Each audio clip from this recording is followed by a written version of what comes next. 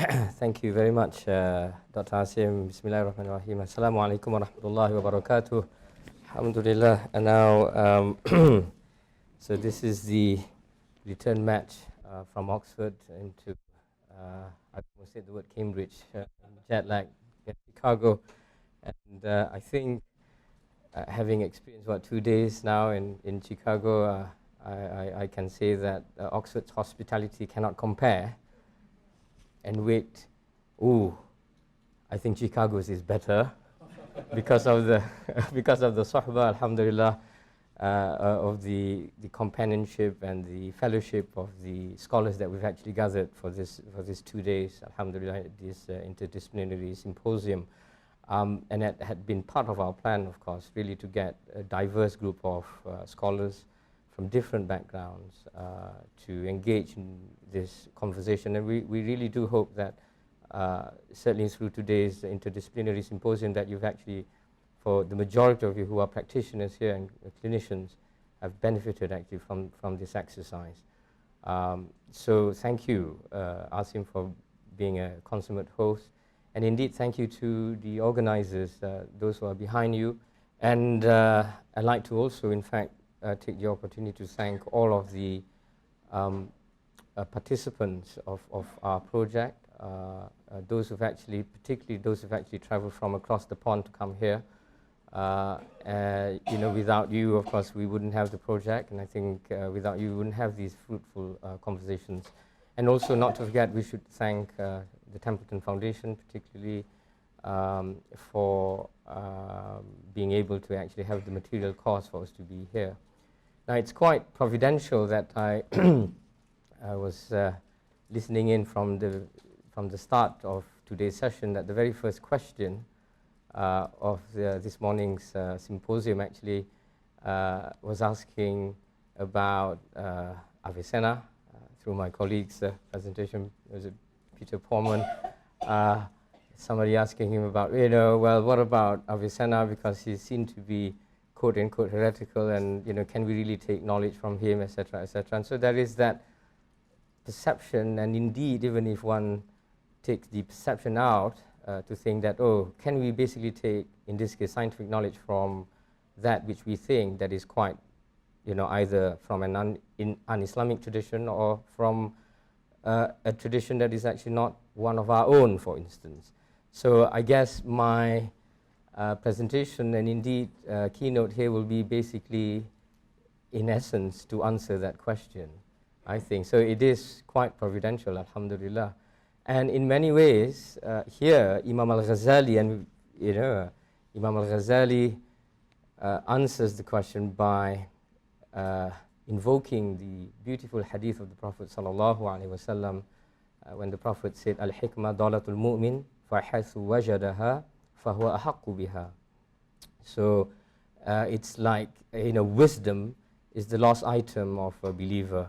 And I had my own personal zawq, personal religious experience of this hadith just 2 nights ago when we had the meeting here, and I left my 2 Blackberries phones here, and after 3 hours, dinner and then going back to the hotel, and then I realized, subhanallah, where are my phones? And so the context of that hadith is precisely, I think, for those of you who follow more, popular culture in Hollywood, would be like Golem losing the ring.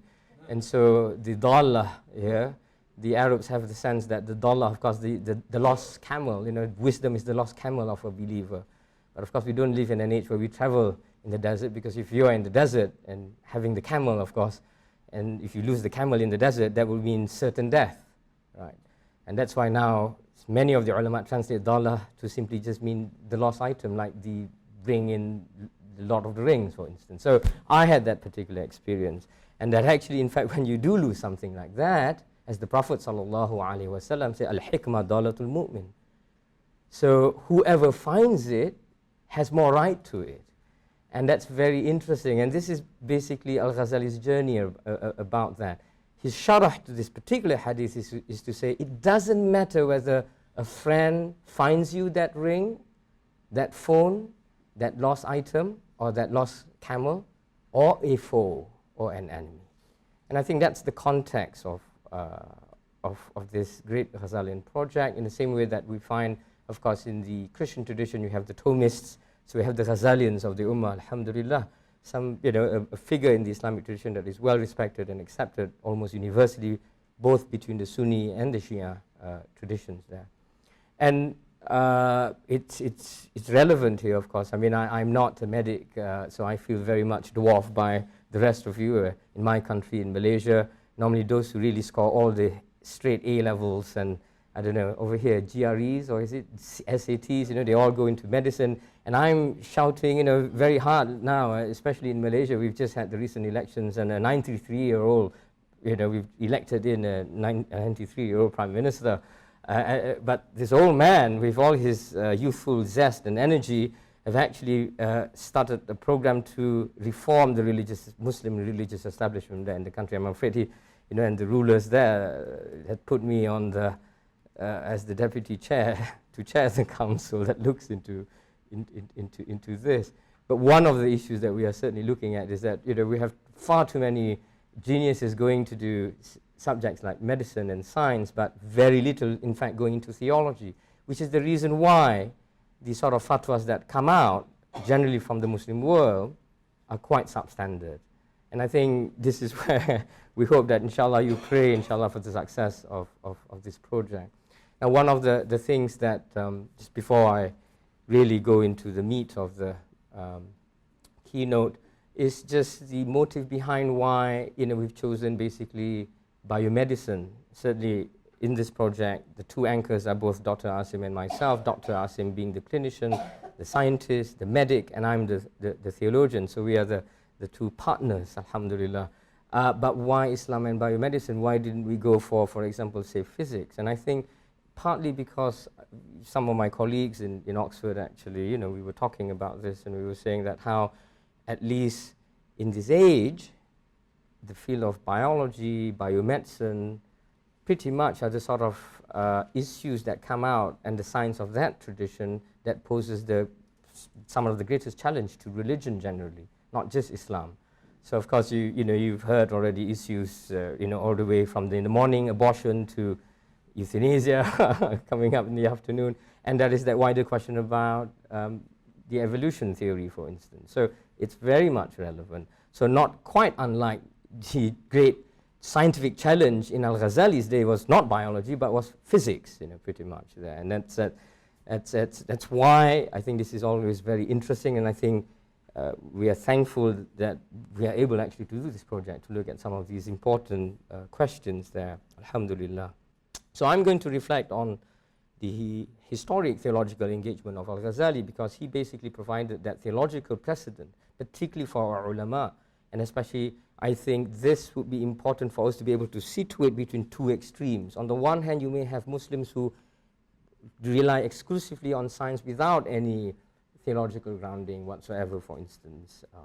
On the other hand, you may have Muslims who basically, the theologians in particular, who rely just on their theology to the extent that they may be suspicious, as we heard from the first questioner this morning, you see. And this is where Al-Ghazali comes in very usefully, because he had that theological engagement with the scientific tradition of the medieval Islamic world. And this relates to a set of works that were discovered in the beginning of the 21st century. These concern a number of manuscripts attributed to Al-Ghazali called the Madnun. Now, I had one American scholar, it's not the Madnan, by the way, but it is spelled the Madnan. So I'm sorry, I'm one of these old school Oxford lecturers. I don't have any PowerPoints to share with you. So Madnun. So indeed, this is an important development because it gives us the knowledge with regards to Al-Ghazali's views as a Muslim theologian with regards to the rational tradition in Islam. And I would argue that this is the first systematically reasoned synthesis of Sunni Orthodox Islam in the work of Islam's own Dr. Angelicus, the title that was given to Thomas Aquinas in the Christian tradition. So here Al-Ghazali, celebrated by Muslims throughout the ages as the Hujjatul Islam, the proof of Islam, who died in the memorable and arguably providential year of 1111. Yeah. So like Thomas Aquinas, who died in 1274 in Latin Christendom, Al-Ghazali was a theologian philosopher whose preeminence lasted through all subsequent periods, as we saw clearly, even in this, this is reflected in the symposium today. In the morning and the afternoon, Ghazali is oft quoted there. Yet a crucial unanswered question has blocked the interpretation of al-Ghazali's writings and clouded scholarly understanding of much, if not the whole of subsequent Islamic intellectual history, inside as well as outside the Muslim community. That issue is the extent to which the Greek rationalist and scientific tradition that's certainly represented and talked about by our Professor Porman in the morning, for example, was incorporated by al-Ghazali in his theological synthesis. So did he, for example, exclude falsafa, which is the term that Professor Porman used earlier, to denote the Greek philosophical tradition, including their scientists, other than Aristotelian logic? Or did he embrace Greek metaphysics and natural philosophy, and thus theoretical science in general? So I have identified and systematically considered for the first time a group of philosophical writings called the Madnun corpus, and that is to be attributed to al-Ghazali. So my discoveries are based on a painstaking survey of nearly 50 medieval manuscripts, many of which were unidentified or wrongly identified, and almost all of which were previously unstudied. Besides acquainting scholars with this remarkable new body of source material, my work presents a critical edition of the most advanced and technical work of this corpus, the Manual on Metaphysics and Natural Philosophy, which I call the Major Madnun. So al-Ghazali's Madnun writings are characterized best by these Madnun manuals, which are philosophical and theological writings of a concentrated academic nature intended for the ears of the experts and initiates, much like, for example, myself, who's not an expert and not an initiate in the field of medicine. I would really not understand when I start to try and read Ganong's physiology, for instance, there, so much like when you heard some of the presentations earlier, particularly perhaps with Professor Omar Qureshi when he talked about metaphysics, that you might be at sea, for instance. So here we have al-Ghazali working on this very important work to lay the foundations for him that represented or represent his Islamic tradition in metaphysics that underpins all the other fields that he will then work on.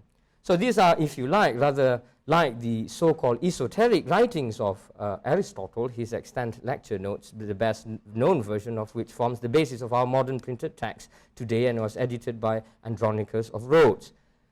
So the title Madnun, which translates as esoteric or equally acceptable, are restricted or confidential or private or even unpublished, is an abbreviated form of its full title given by al-Ghazali himself in Arabic, al-Madnunu bihi ala ghayri ahli, that which is to be restricted from those unfit for it.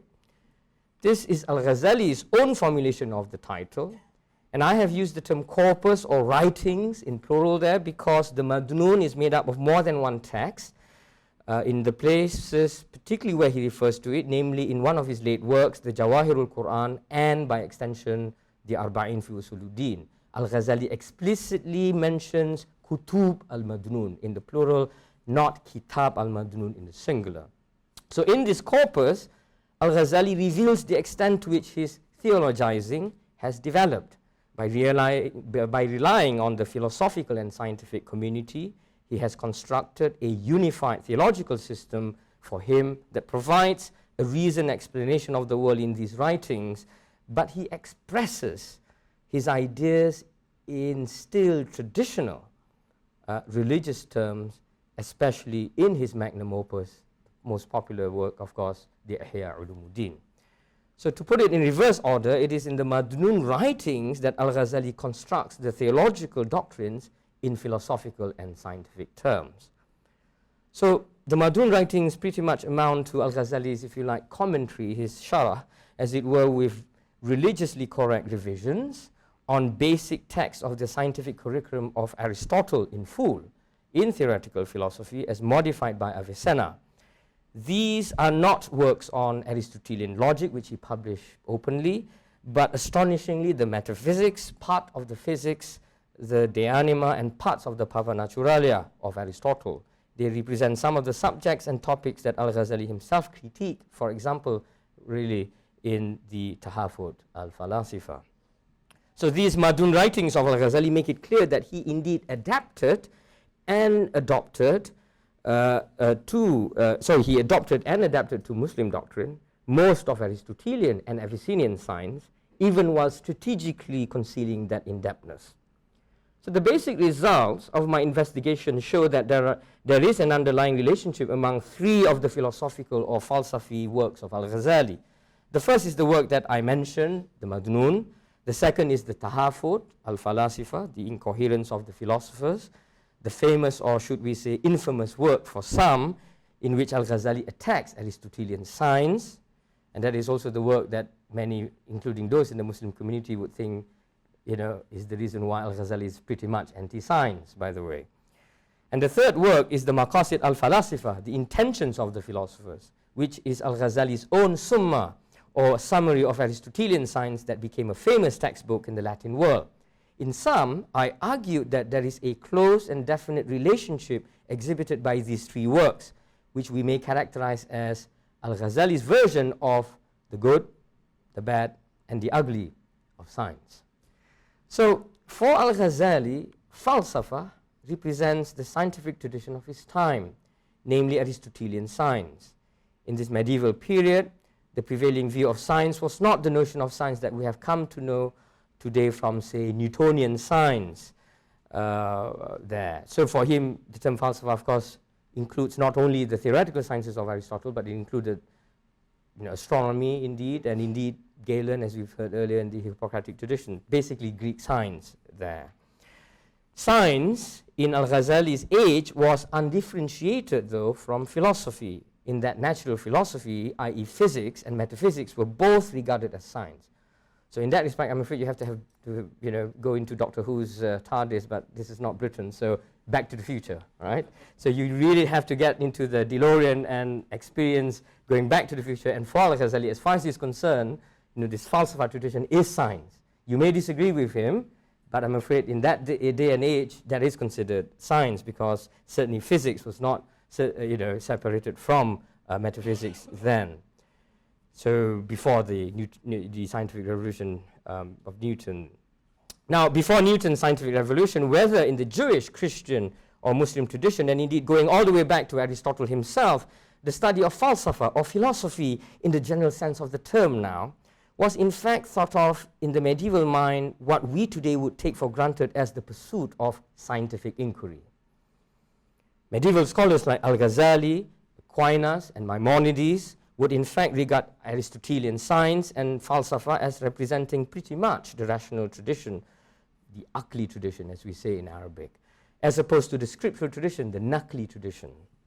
Science, if you like, as contrasted with religion or theology, between Akal and Naqal there. So for al-Ghazali, falsafa represents the best of the rational tradition, that is to say, the scientific tradition for him, or as we now realize, of his time. So we can now say that al-Ghazali's theological engagement with science can therefore be characterized as one of good, bad, and ugly. My work demonstrates how the good science by al-Ghazali in the Madnun excludes the bad science he exposed in the Tahafut and departs from the ugly or raw or undifferentiated science he presented in the Maqasid. This crude Hollywood characterization for me expresses eloquently the results of this great theologian's engagement with the scientific tradition of that age. They suggest the existence of a positive engagement with science, and then a negative or critical engagement with science, but also a neutral engagement with science. Indeed, the three works exemplify al-Ghazali's engagements with Aristotelian science.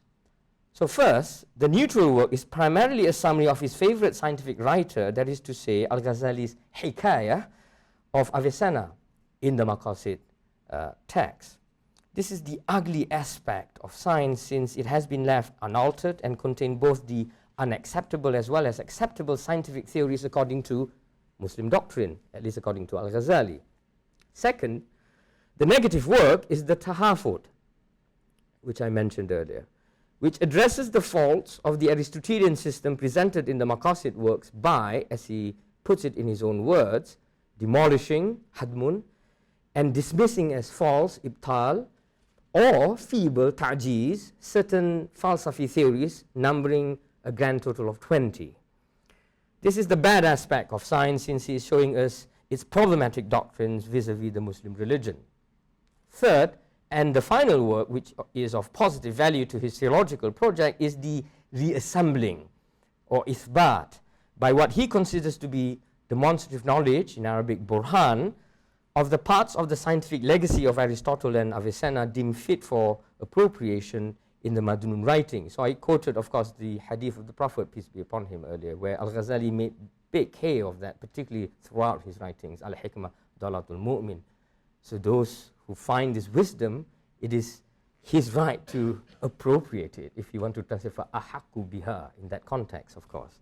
So he does not consider this to be necessarily, importance about the copyright or not, but if it would bring benefit indeed to him and to his tradition, so be it. And he did precisely that. So this is the good aspect of science, since Al-Ghazali makes use of the sound or acceptable Falsafi teachings to support his theological doctrines, such as, say, the cosmological or ontological arguments for the existence of God. It confirms his own statement in one Tahafut passage that for this positive engagement with science, he will write another work to be called, in Arabic, Qawaidul Aqaid, or the foundations of beliefs in English. That will be about ithbat, that reassembling, that consolidation, reassembling these Greek scientific and philosophical theories, just as the Tahafut was about disassembling, hadmun them. To his great credit, Duncan MacDonald suggested a century ago that one should try to understand the maqasid, the Tahafut, and the qawaid together. More recently, Gabriel Reynolds described the scheme of these three works as respectively Al-Ghazali's construction, deconstruction, so the construction in the maqasid, deconstruction in the Tahafut, and the reconstruction of falsafa, scientific theories, in the Madnun, in the qawaid, and for our purposes, sciences. Of course, at this stage, modern scholars prior to the 21st century have not discovered the Madnun writings in its entirety. Yet they have long wondered about the identity of the Qawaidul Aqaid referred to in the Tahafut passage that I quoted. Had previous scholars paid heed to one of Al-Ghazali's favorite maxim, إِذَا عُرِفَ الْمَعْنَى فَلَا مُشَاهَةَ فِي الْأَسَامِ, once the haqiqah or true meaning is understood and comprehended, there is no need to quibble and fight over labels and terms and names, and thereby unpack the true meaning of the qawaid, seen past its label, and thereby recognizing its generic nature, namely that it is simply a positive theological project vis-a-vis the falsafa and scientific theories that he had been studying. They would have solved this long-standing problem by associating the qawaid with the Madnun, something possible even if difficult without access to the Madnun manuscripts.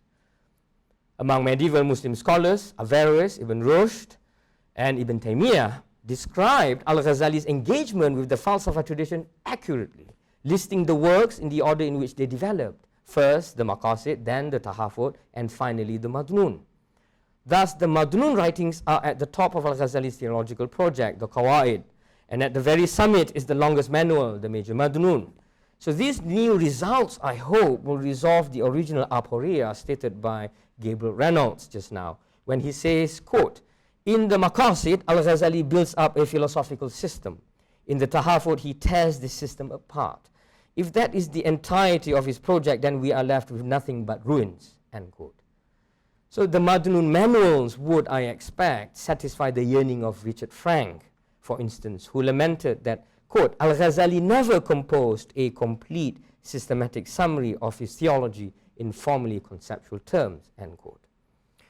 The philosophical and scientific ideas, therefore, appropriated by Al-Ghazali in the Madnun writings eventually found their way into his famous work, the Ihya Ulumuddin, the revival of the religious sciences, through the use of religious imagery and metaphors, which Al-Ghazali calls cleverly talwih, beautifying, improvising.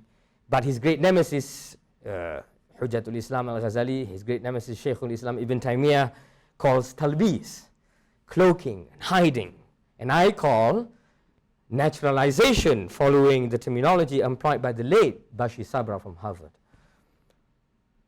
It is not surprising, therefore, that such progressive ideas caused offense at first and led to the short-lived campaign to burn the Ihya in the more conservative lands of Andalusia at the time, especially if you come from a theological background of overly conservative. do you find this horrible when you find religious texts quoting scientific theories and bringing in scientific theories even through the back door? Disregarding any political incorrectness that may have been the actual causa cremandi, though, it is not unlikely that some of the unorthodox scientific materials were used as the actual legal pretext for the complaints against the Ihya at that time in Andalusia. After all, the naturalized Abyssinian scientific materials in it, whether from the De Anima or the Metaphysics of Aristotle, were detected by theologians later like Ibn Taymiyyah, who could see through al-Ghazali's talwih and coded writing. Here, al-Ghazali's access and indeed success on the naturalization front comes in large measure from his didactic gifts and presentational skills. He belongs to that rare breed of scholars who can communicate specialist scientific knowledge effectively in popular lay terms.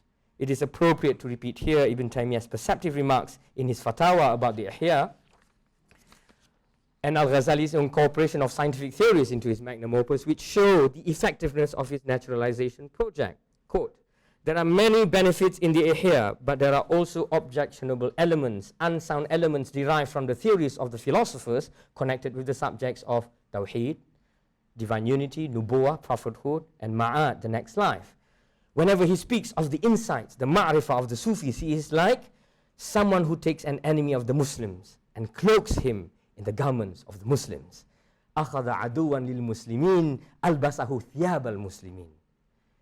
The dense academic nature of three Ghazalian philosophical works, the Maqasid, the Tahafut, and the Madnun, are mainly written at the scientific and specialist level, that of Burhan, a style of exposition which is itself a result of al-Ghazali's engagement with the Aristotelian falsafa tradition and his appropriation of their Greek-inspired ideas. For al-Ghazali, Burhan, i.e. demonstrative or scientific knowledge there, is the quote-unquote gold standard in the art of reasoning and argumentation, at least for his time. Yet it is through his popular writings, such as in the Ihya, that al-Ghazali made the art of Burhan accessible and in time acceptable to the religious scholars of Islam, the ulama. So a point made earlier by Kamaluddin, for example, that science is something that should be acceptable. So if al-Ghazali, the theologian, was already making that point, and even by the standards of today's science, Aristotelian sciences cannot be that quite acceptable, then of course it will be more acceptable ipso facto. Within a century, a number al-Ghazali left off with this Abyssinian legacy.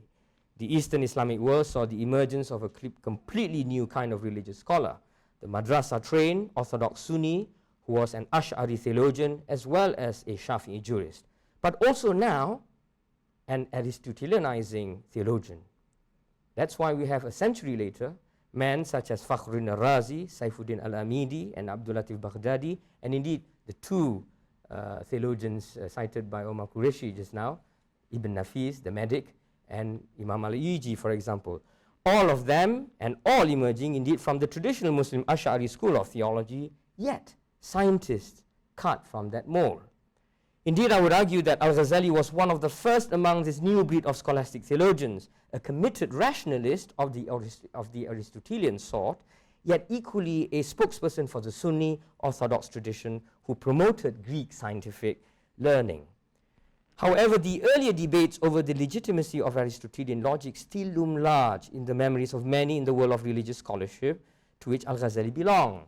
If introducing Greek logic into the religious curriculum, something al-Ghazali managed to do openly, was not controversial enough, imagine the introduction of the Metaphysics and the De Anima of Aristotle would have been utterly unacceptable, especially in the context of the previous previous century debate between As-Sirafi and Abu Bishr Mata, but won't go into this. It is no wonder that he could only bring in the theoretical sciences of falsafa through the back door in the form of the Madun writings then. His strategy seems to have paid off, however. Averroes, Ibn Rushd, was a witness to the success of this particular enterprise of al-Ghazali. He said in his Kashf al-Manahij, ثُمَّ جَاءَ أَبُو حَامِدٍ فَطَمَ الْوَادِي عَلَى الْقَرِيحِ. Then came Abu Hamid, namely al-Ghazali, who flooded the valley by bursting the dam. That is to say, he made known all of philosophy and the ideas of the philosophers to the general public, according to what he was able to understand. This was done in his work called the Maqasid. He claimed that he only composed this in order to refute them. Then he wrote his work called the Tahafut. Then he said in his work called the Jawahirul Quran, one of his last writings, that what he asserted in the Tahafut were merely aqawil jadaliyah, polemical arguments, and that the truth, i.e. what Al-Ghazali himself believed to be true, is only to be found in the Madnun. So this opening of the floodgates, as it were, as described by Ibn Rushd, Averroes, somehow allowed religious scholars, the ulama, to teach what amounted to science in the name of teaching Aristotelian logic and euphemistically hikmah, literally wisdom, comprising a syllabus of ontology, physics, cosmology and psychology, i.e. the metaphysics and the de anima of Aristotle in the madrasa community. Al-Ghazali's openness to science attracted a following, initially in the madrasas of the Eastern Islamic lands, but later madrasas in the Islamic West as well. So after that only period of 2 years of burning of the Ihya, and some scholars say 10 there, then that burning in fact stopped. So I remember studying at the Qarawiyyin back in the 90s. Till to this day, the penance of many of the ulama of the Qarawiyyin is that they teach the Ihya there in Fez. So this may sound surprising to those familiar with the view that Al-Ghazali was an out-and-out opponent of falsafa, and by extension, the nasty accusation propounded by some today of Al-Ghazali being anti-science.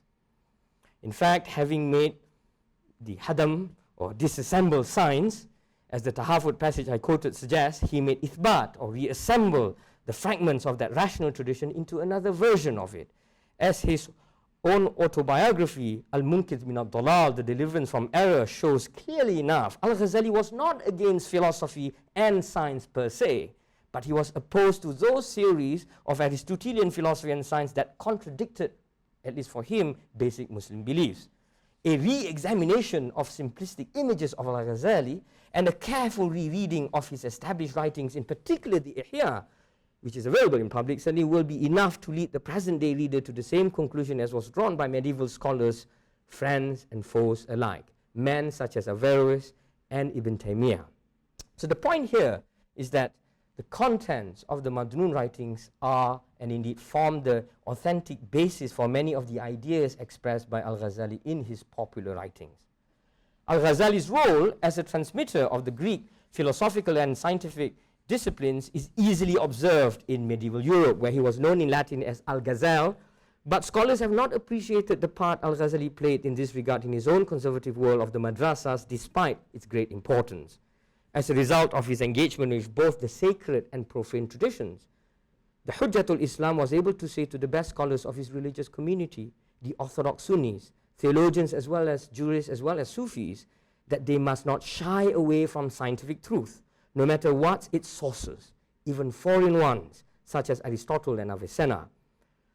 In time, this openness attracted a following even among the traditional ulama, so that so-called secular sciences such as astronomy and medicine, and even stigmatized disciplines in Al-Ghazali's age, such as Aristotelian logic and controversial ones, such as the metaphysics and the physics of Aristotle, became acceptable to the religious community and came to be transmitted by the ulama of the madrasas themselves in the name of teaching hikmah. Later theologians such as Fakhruddin al-Razi, now if Al-Ghazali was the Dr. Angelicus of the Ummah, the Thomas Aquinas of Islam, then Fakhruddin, the Imam al-Muddaqqiq of the Ummah, was its Dr. Subtilis, the Duns Scotus, of course, of the Ummah. Another schoolman lingo here I know, but one that is very apt, I think. The point here is that the theological and scientific vision of Al-Ghazali empowered Muslim religious scholars then to teach what amounted to the science and philosophy of that age, transforming what had been almost purely secular, mainly courtly and palace pursuits by men such as Avicenna. And we hope this rubs on to our ulama today, of course. This is the point. Shlomo Pinis is absolutely spot on here when he cautioned us, quote, that Al-Ghazali's polemics dealt a death blow to falsafa is an over-hasty generalization, which sometimes still lingers on in popular textbook, end quote. 70 years on, Shlomo Pinis' insightful warning still holds. One must avoid the temptation to use what I call a, quote, box approach to history, conveniently placing historical figures or disciplines or theories in neat, self-contained compartments, just as Al-Ghazali himself resisted that temptation. As it turns out, the Tahafut, instead of bringing science to an end in the Muslim world, opened the world of the ulama to science, albeit pre-modern science. And Al-Ghazali was probably the first in the Kalam tradition to read Avicenna seriously and to apply the scientist's teaching successfully, to the extent of even jettisoning for him the Kalam tradition.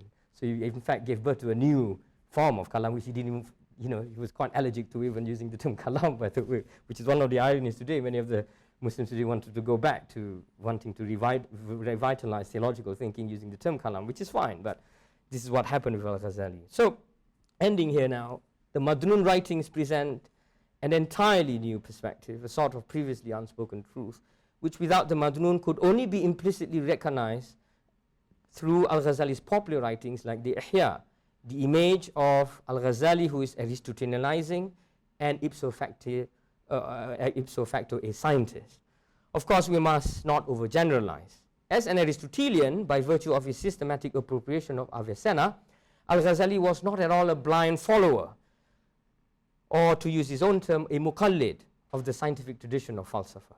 Instead, to use another maxim, qaida of Al-Ghazali, al-awsatu takunu abadan mamzuyatan bayna tarfain, khaliyatan min tarfain. The middle way is always either devoid of two extremes or a compromise of 2 points of view. The true picture, ladies and gentlemen, is either an uneasy mean between or a mixture of two stereotyped extremes.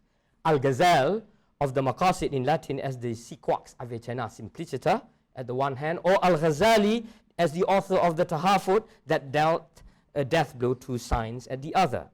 The particular example of Al-Ghazali's Madnun, and indeed the wider case of the good, the bad, and the ugly of science in the cautionary tale of Al-Ghazali, shows that science and religion have been reciprocally relevant and interactive in so rich a variety of ways that quick and easy generalizations are not profitable, and that individual densely contextualized studies are what are valuable and necessary for us today. So the Madnun not only evokes an amazing intellectual journey of one of Islam's most gifted masters, but it also confirms Al-Ghazali as a man of deep spirituality and one with a true faith, traits which together mark him out as one of the world's great harmonizers. The dependence on God is still there. All knowledge, indeed all true knowledge, indeed whatever is, comes from God, and all knowledge leads back to him. So this supra-rational spirit of Al-Ghazali is present throughout, indeed, the works of the Madnun corpus. Yet there is an admirable and innovative spirit of rational inquiry where blind faith in God is challenged and partially delimited, but never trivialized. One which confidently advocates the judgment that there is no true bifurcation between religion and science, if you like, generally speaking, but rather a real complementarity between them.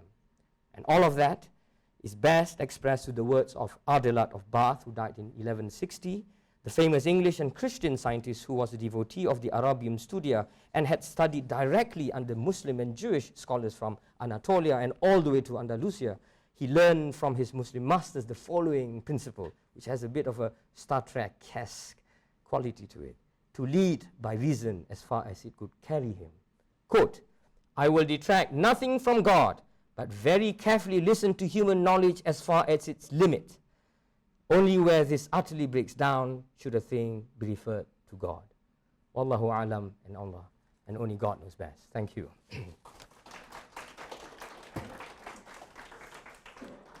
Okay. Yep, sure. We are finished now, so no questions. So if you leave, inshallah, I can take one or two questions max, inshallah. Yeah. Now your colleague? Oh, sorry. He's right here. And then one more after that. Yes. So And then who was the other person? They're great. Fine, sounds good. Yeah. It's a small but very important correction, and then very important questions. My correction is this: you mentioned that the good, bad, and the ugly is Hollywood. Now, this is anathema to those of us who are addicts of the spaghetti western. It was produced in Italy, in Cinecittà. Thank you. Thank you so much, Peter. Yes, well, yes. But there you go. Overgeneralization is a bad thing. So it's. Thank you. Thank you. So my question is this: I know that you've worked for a long time on the Madnun, and I just wonder whether you can tell us a little bit more about whether you plan to edit this text, Sure. how far you are, Yeah. when we can read it. Sure. Say just a few words. Yeah. So basically, the Madnun writings consisted of essentially around 8 texts, right? Half of which are actually unpublished in Arabic. Some of them are actually available in the public domain. For instance, essentially you have the manuals. So the manual that I worked on is the Major Madun, which I edited. And then there is another manual which is already published called the Ma'arij al-Quds. And it's very interesting. So the Major Madun basically starts from, if I'm using the term Dr. Asim used earlier, the entity, the Zat of God, the Sifat, the attributes of God, and then the works of God, cosmology, and then it goes to Ma'ad, eschatology. The Ma'arij al-Quds, which is already published, but scholars are still grappling with it, and this is why it makes sense, and you can see the symmetry in reverse, starts from the Ma'ad and goes to the Af'al and Sifat and then the Zat. So these two represent the major manuals, basically. So, and according to Al-Ghazali, one is basically starting from the ontological side, the other one from the cosmological side, pretty much. And then you have another series of texts. Parts of this are published in the Majmu' al-Rasail of Ghazali, called the Nafs and Taswiyah text, basically. Those are about 20 questions on the anima, mostly, and these are published. But then there are 80 other questions, and this whole set text there I call problemata, essentially, the Masail literature in Arabic. And so they are not published, the 80 ones, which cover basically questions from metaphysics, ontology, Parva Naturalia, and so on and so forth, there in quite great detail. Very interesting, basically. There is a Hebrew version of that, interestingly enough, especially for the cosmological questions there. And then you have what I consider to be kind of an appetizer, which is a supplement to the manuals, by the way. And talking about the manual, there is a manual, there's an additional manual which he basically worked on, particularly the memoria and the somnia and the dream, on basically works from the Parva Naturalia, essentially. It's very interesting, very interesting. And then you have the final category within these modern writings. Some are published, by the way, like the Mishkatul Anwar, which is available in public, and the Ma'arif al-Aqliya. This is one of the reasons why, by the way, because people thought that, for instance, the great Professor Watt, Montgomery Watt, in the early 20th century, mid-20th century, because when he read the Mishkatul Anwar, and of course, knowing what Al-Ghazali wrote about the Falsafa tradition in the Tahafut, critically, couldn't believe that, no, the Mishkat cannot be authentic, at least the last part of the Mishkat cannot be authentic, really, because this is, Aristotelian Neoplatonic ideas, blah, blah, blah, so he really can't subscribe to this. So that's an example where reception with some of the published writings of Al-Ghazali even met with, with question marks there. And it's not just with Orientalists, by the way, it's not just with non-Muslim scholars who work on Islam, but also with some Muslim scholars, historically some of our jurists. For example, I come from the Shafi'i tradition. Imam Subki himself, there are two Subkis, the junior and the senior, and this is the senior. So he was quite skeptical that he saw the Madun, one of those Madun manuals, he couldn't believe it. So here we have a version where essentially Al-Ghazali is doing science pretty much, of his day. Whereas, Ibn Taymiyyah, for instance, and indeed Averroes saw pretty much the authenticity of this. So it's interesting that actually that you have that. And so what's interesting, of course, is that the whole text is basically represents his blueprint that he had worked on while he was this is before he wrote the Ihya. So what happened then, of course, is that that was the appropriation stage, the fa'ahaku biha stage, and the naturalization stage is basically when he essentially used any of these theories in his public writings, and he uses that in the Ihya in particular. When he refers to the Ihya, is the book on ulum mu'amala, it's practical philosophy. And he prefaces the Ihya through a book called the Mizanul Amal, by the way. And he warns, or rather he pointed this out in the Ihya itself, but this is not a book on ulum mukashafa, which is theoretical science. So he's very Aristotelian already in that respect, as Gil'adi has already shown, for instance. But he prefaces the Madun writings through the Mi'yarul Ilm, which is a book which is an introduction of logic, particularly to the jurists and the Ash'ari theologians of his time. So he's kind of planned all of that out in a very nice way. So every time when you read the Ihya, and he says, this is not the time when I'm going to explicate and go into detail on some of these theoretical matters, i.e. ulum mukashafa, then you just refer it to the Madun and you'll find it, interestingly enough. Thank you, Peter. Yep. The orange shirt. Sorry. Not the orange man, by the way. It has a particular meaning from Northern Ireland where I spent some time. Yes, Tahir, alhamdulillah. Afwan minkum.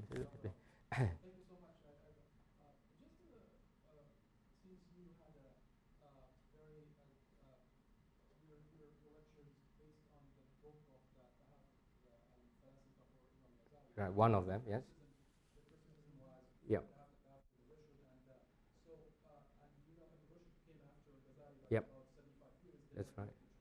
Mm. So some people they said criticism for that book was because of there's like 20 subjects and three of them Ghazali decided that those people they will be out of the religion. Yep. And Mm-hmm. 17 it's like just first like not like eating out. Mm-hmm. So what's your personal opinion about it? Right. Okay. So this is also indeed particularly the reason why Averroes in fact wrote the Tahafut as a response to Al-Ghazali's own Tahafut, because he knew that Al-Ghazali was really, he was doing real work on having access to the Aristotelian tradition. So he felt that it was quite disingenuous for Al-Ghazali to make such statements, for example, and that's why he actually did the Tahafut.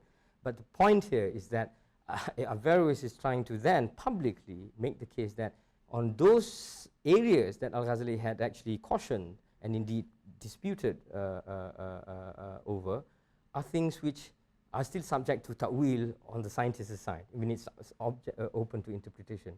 And I will say this, looking at the achromatic writings of Al-Ghazali on this, he actually, when he goes to reassembling some of the theories, for example, particularly the three questions are, one, if you really believe that the world is not eternal, then you could lose your faith. Why? Because it could lead to you not believing in God. So this is very, very, quite relevant today in the sense that if you don't believe the world, if you don't believe that, God created the world, for example, the world is eternal, for example. And so you get the sense that among some of our agnostics today, and even in the atheist tradition, that is quite relevant and quite current.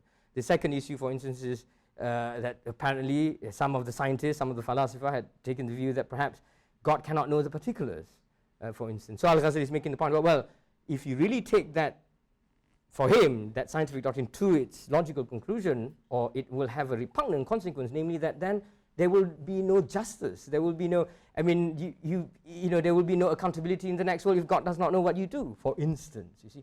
Now, this is where I think some of the misunderstanding must have come up, particularly because you see the first question of the day was about Ibn Sina, about the great Avicenna, right? And interestingly enough, Al-Ghazali does not charge Ibn Sina directly, basically, certainly in the Tahafut, with this. Nevertheless, he does so, for example, in the Munkith. He repeats this again in the Munkith. But what we find in his own achromatic writings, in this Madnun, for example, in his own scientific writings, he presents a view that is more ambiguous and ambivalent, and to say that actually these are questions which reason alone cannot reach an answer. And it's very interesting the way he dealt with it. Almost every single one of these sort of questions that reach, that science or akal reaches a break, he will then quote the famous poem attributed to Abu Bakr as-Siddiq or Imam Ali karamallahu wajh, or indeed a wonderful poem in Arabic, al-ajzu an dark al-idraku, right? Something our own supervisors and old professor from Oxford, Fitzimmerman, loves the idea of, negative research is still a good thing. Al-ajzu an dark al-idrak. The inability to understand something is in itself an understanding there. So that's where, this is where the spiritual Sufi al-Ghazali comes in. This is where you need your dhawq. This is where you need your religious experience. This is where you need your tawakkul. This is where you need tafwid, not ta'wil anymore. This is the limits of ta'wil. This is the limit of rational explanation. So you just, there, you draw the line. You have to have a leap of faith, that quantum leap. Final question, is it? Yeah. One more? I thought we were Oh, that's it, yes. So I'm done. So, thank you.